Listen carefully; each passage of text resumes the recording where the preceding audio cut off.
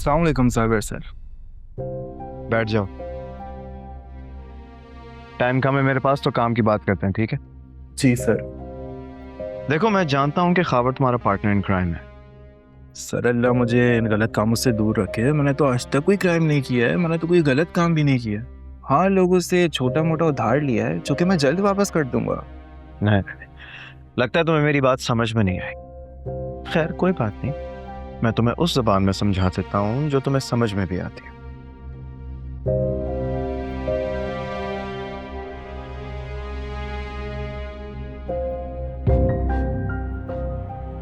अगर तुम मेरी बात मान लो और सुन लो तो ये 50 लाख का चेक तुम्हारा हो सकता है। देखो, मुझे पता है कि खावर तुम्हें कोई ना कोई शेयर देता होगा, लेकिन ये जो 50 लाख का चेक है ना, ये तुम्हारी जिंदगी बदल सकता है। सर आप मुझे गलत समझ रहे हैं, मैं ऐसा वैसा आदमी नहीं हूँ। रियली? सो सॉरी यार, मैंने शायद तुम्हें समझने में गलती कर। एक मिनट।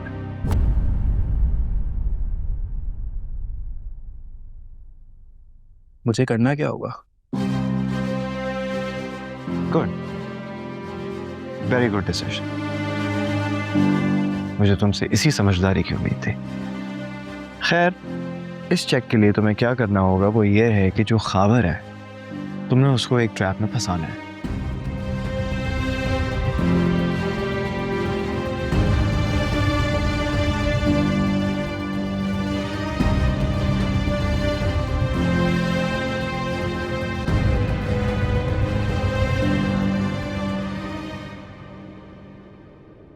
अरे मेरी जान, मैं तुम्हारे से झूठ क्यों बोलूंगा? वाकई में हैमस्ट्रिंग का इशू क्रिएट हो गया था।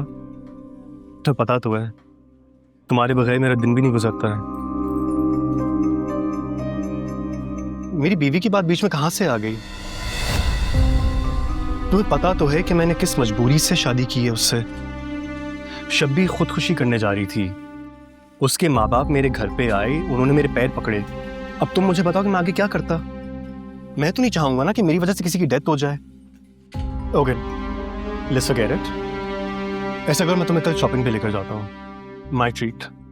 हो गया? I love you. क्या हुआ? किसकी कॉल थी? पुराना किस्सा था। और अगर ये पुराना किस्सा भाभी को पता चल गया? कौन बताएगा? अब अगर मैं एक अफेयर भी ना चला सकूं तो मेरे मुंह पे लानत है। लगता है भाभी से नाराज है, जब भी इतने तेवर बदले हुए। तेवर नहीं बदले हुए, बस 1-2 महीने के लिए शब्बी को रेस्ट मोड पे डाल दिया है। कल से बहुत इमोशनल हो रही थी कि हम इस गरीबी में रह लेंगे और मैं अब अपने घर से पैसे नहीं मांगूंगी। तो मैंने भी कह दिया कि मुझे अपने खर्चे पानी का कहीं और से इंतजाम करना पड़ेगा। इसलिए मैंने अपने पुराने इश्क जिंदा कर लिए हैं। ठीक है भाई, अब मैं क्या ही कह सकता हूँ, तेरी मर्जी है।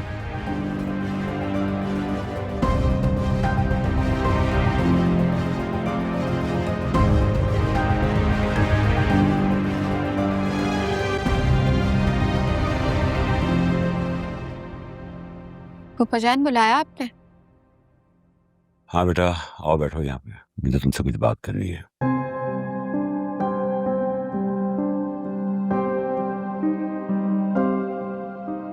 देखो बेटा, मुझे मालूम है पिछले दिनों जो घर का मामला चल रहा था उसको लेके तुम काफी अपसेट हो, लेकिन मैं एक बात तुम पे वाजे कर देना चाहता हूँ कि कोई कहीं नहीं जा रहा। वो टॉपिक क्लोज हो चुका है, हम ये घर नहीं बेच रहे।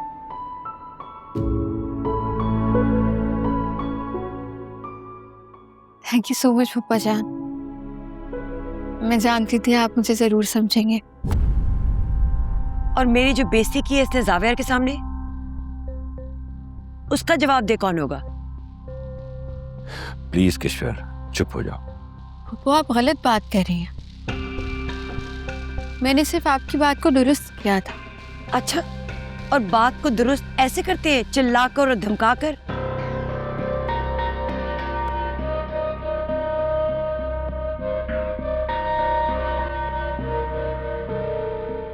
हाँ बेटा, बताओ काम कैसा चल रहा है तुम्हारा? ठीक पप्पा जान। ठीक है बेटा, जाओ शाबाश, अपना काम जारी रखो, खुश रहो। पप्पू, अगर मेरी बात ने आपको हर्ट किया हो तो मैं माजरत चाहती हूँ। नहीं चाहिए मुझे तुम्हारी झूठी माफी। और सुनो, महीना खत्म होने वाला है, रेंट तैयार रखना, मैं नहीं इससे पीछे हटने वाली।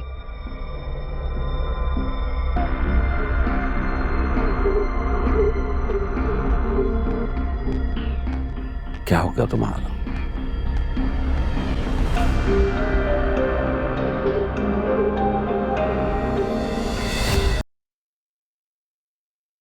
हमजा, तुम इस वक्त यहाँ? क्या हुआ है? तुम रो क्यों रहे हो? कहीं खावर को तो कुछ नहीं हुआ?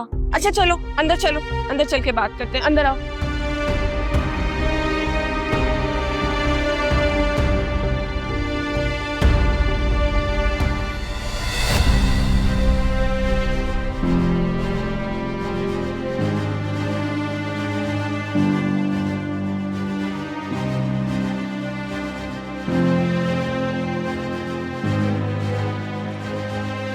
नहीं, खावर मेरे साथ ऐसा नहीं कर सकता। मुझे ये सब झूठ लग रहा है। भाभी वो सब कुछ तो कर चुका है। आपकी फैमिली से पैसे मांगना, आपसे झूठी मोहब्बत का दावा करना, आपसे झूठ बोलना, और फिर क्या हमजा? भाभी ये सब बताना भी मेरे लिए बहुत मुश्किल था। मैं तो खुदा की कसम आपको कभी ना बताता अगर मेरी अम्मी इतनी क्रिटिकल कंडीशन में हॉस्पिटल में ना पड़ी होती। भाभी मैं इस जुर्म में खाबर का बराबर का शरीक हूँ। मैं तो बस यहाँ अपने गुनाह धोने चला आया। हो सके तो मुझे माफ़ कर दीजिए। प्लीज मुझे सब कुछ सच सच बताओ, मुझसे कुछ छुपाओ मत प्लीज।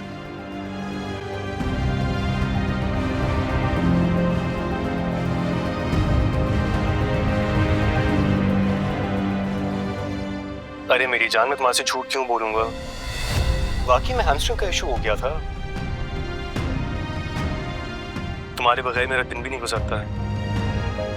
मेरी बीवी की बात बीच में कहां से आ गई? तुम्हें पता तो है कि मैंने किस मजबूरी से शादी की है उससे। शब्बी खुदकुशी करने जा रही थी, उसके माँ बाप मेरे घर पे आए, उन्होंने मेरे पैर पकड़े। अब तुम मुझे बताओ कि मैं आगे क्या करता? भाभी इस वक्त भी वो इस लड़की को शॉपिंग करवा रहा है। मेरी मोहब्बत इतनी कमजोर नहीं है कि इतनी गैर मामूली सी बात पे खत्म हो जाए। बात सच और झूठ की है, उसने ना जाने कितने और झूठ। यार बात नीयत की भी तो हो सकती है ना।